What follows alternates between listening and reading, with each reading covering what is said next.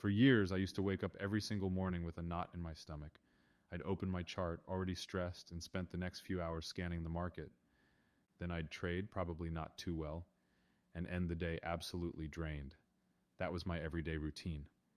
From being stressed to going through a range of emotions to being drained, trading was absolutely exhausting. And the thing is, it wasn't just the trading that was exhausting. I was exhausted because I was thinking the entire time. I was always half on, like a dim light bulb, half watching and half waiting, half anticipating a move that might never come. My nervous system didn't know when I was supposed to be focused and when I could relax. So I stayed alert all day long, slowly draining my battery. And that's the hidden cost that slowly compounds in the background. You're chipping away at your discipline and mental clarity. That's why you might find yourself taking some of the most ridiculous, low-quality trades that make you look back and say, "What the hell was I thinking?" Most of the exhaustion and bad decisions from trading come from not knowing when you're supposed to engage and when you're supposed to step away. When you don't know that, you're always half on by default. Because every candle, every wick, and every move might potentially have meaning. This is reality for most traders, but it doesn't have to be this way. I decided to stop living in the middle. Now I'm either fully on, with a fresh, clear mind that's ready to engage, or I'm completely off. And I'm not looking at the chart or even thinking about the market at all. And making that switch did more for my performance than any new setup or strategy ever could.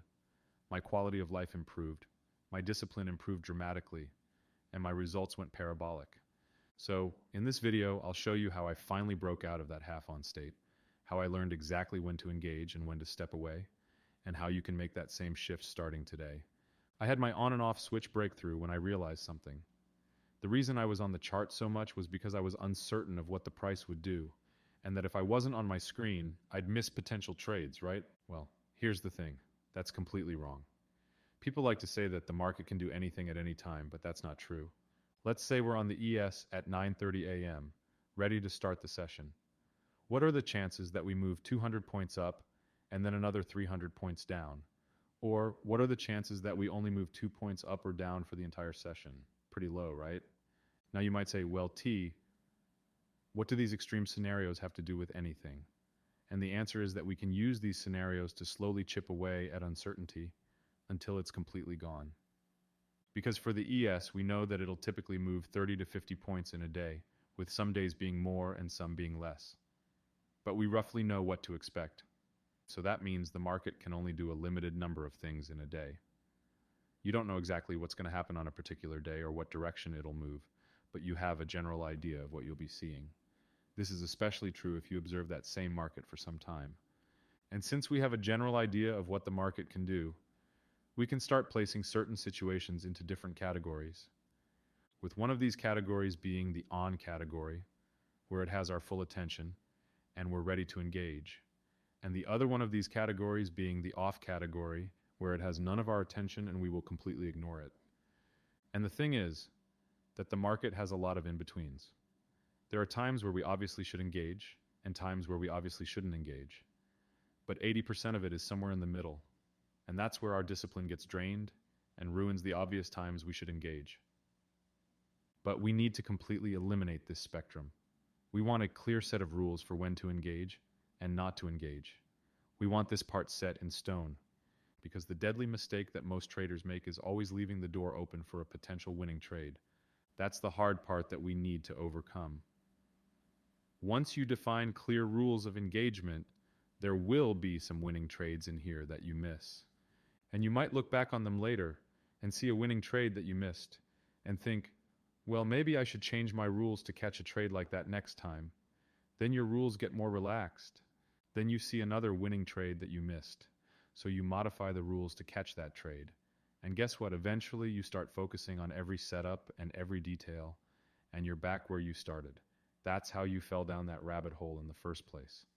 So we must define clear rules of when to engage and when not to engage. We want to make it as black and white as possible, just on and off. Now, if the market only has a limited number of things it can do, then we only need a limited number of responses. So to start, the market has 3 phases. Just 3. At any time, we're either in an uptrend, a downtrend, or a range. And it's very easy to identify them. We just need to read the upswings and downswings. If the price is in an uptrend, the market will be making consistent higher highs and lows. If the price is in a downtrend, the price will be making consistent lower highs and lower lows.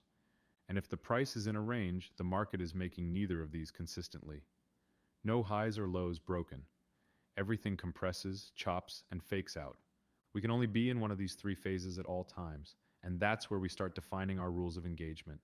If the price is in an uptrend, we want to trade with the momentum, and we'll only be looking for longs. If the price is in a downtrend, we'll only be looking for shorts. And if the price is in a range, then movement will be a lot more random. And sure, you might be able to get some wins in the range, but it's not predictable at all. You'll need to stretch your rules of engagement, which is something we want to avoid. So we don't engage with the range at all, only with the uptrend and the downtrend. Now here's the part that used to throw me off. These phases don't come with labels. The market doesn't tell you, hey, I'm trending now, or hey, I'm ranging now. You have to see it. And you need to see it quickly, because the faster you recognize the phase, the faster you know whether you should be fully on or completely off. And that's where I needed something more visual, something that would show me the phase instantly without forcing me to think, analyze, or second-guess myself. And that's exactly where the EMA cloud comes in. This is just the 20 exponential moving average and the 50 exponential moving average with the area shaded in between. It's super basic stuff, but extremely powerful. I'll link a video here right now where I go more into detail about exactly how it works and how to use it. But the only thing you really need to understand about the cloud is that slope tells you everything. If the cloud is sloping up, you're in an uptrend.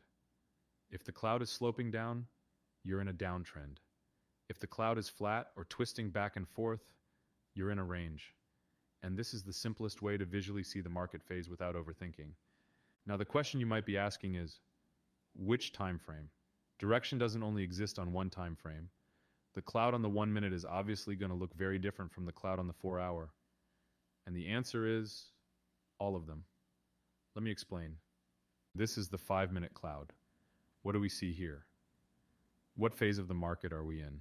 Well, in this instance, we clearly see that the cloud is sloping down, along with the overall trend being a downtrend. Now, this is the 1 hour cloud for that same chart. And here we see that the price is also sloping down and in a downtrend overall. This is cloud alignment on both the higher and lower time frame, and this is how we get a clear indication of whether the market is trending or not, because one time frame isn't enough. And here's the magic part. We can even do this on one screen for faster confirmation. I laid that out with this indicator. All I did was stack a few cloud indicators together and change their settings based on the time frame. We're looking at the 5-minute, the 15-minute, the 30-minute, and the 1 hour. So this is on the 5-minute chart, and the 15-minute chart is 3 times as large. That means if we change the 20 and 50 settings on the EMA to 60 and 150 instead, or 3 times the size, then we'll be able to see what the 15-minute cloud looks like on the 5-minute. And we can do that for the next 2 time frames as well. Eventually we get something that looks like this. This is how every time frame's cloud looks when it's on the 5-minute. So we're getting a multi-time frame view of the trend at once. This is the closest you can get to knowing what the overall trend is, with all possible contexts considered. And this is where things finally become clear and give you clear rules of engagement. Now, in terms of actually executing our trades, we want to add one more element that will make this even cleaner for us. You see, the cloud tells us where the market is going, but it doesn't tell us when to enter and when to exit. We see that all clouds are firmly bearish in this case, so we know we should go short, but we don't know where this specific move will end, or when it's a good time to take profit. That's where we add our supply and demand levels.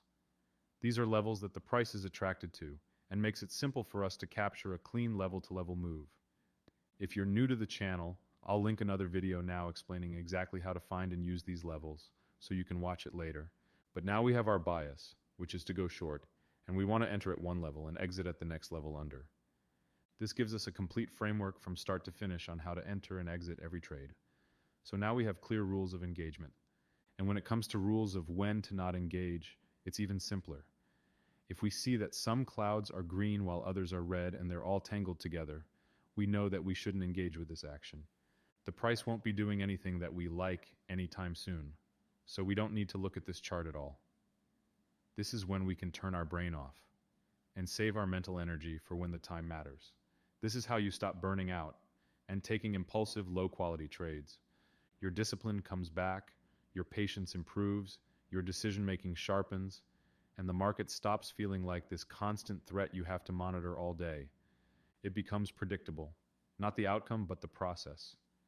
And that's where true long-term growth comes in. If you want to master this and apply it every day without second guessing, then get into the LCE Accelerator. We run weekly group calls where we break down trades and keep your process tight. You'll also have a private one-on-one chat with me, so you can get feedback or ask questions anytime. You'll get access to my exact level-to-level chart, the same one I use every day to trade this framework. And you'll be part of a private community of LCE traders who all trade the same system and hold each other accountable. So if you're interested, click the link below. And if this video helped, be sure to like, subscribe, and turn on notifications. I'll see you in the next one.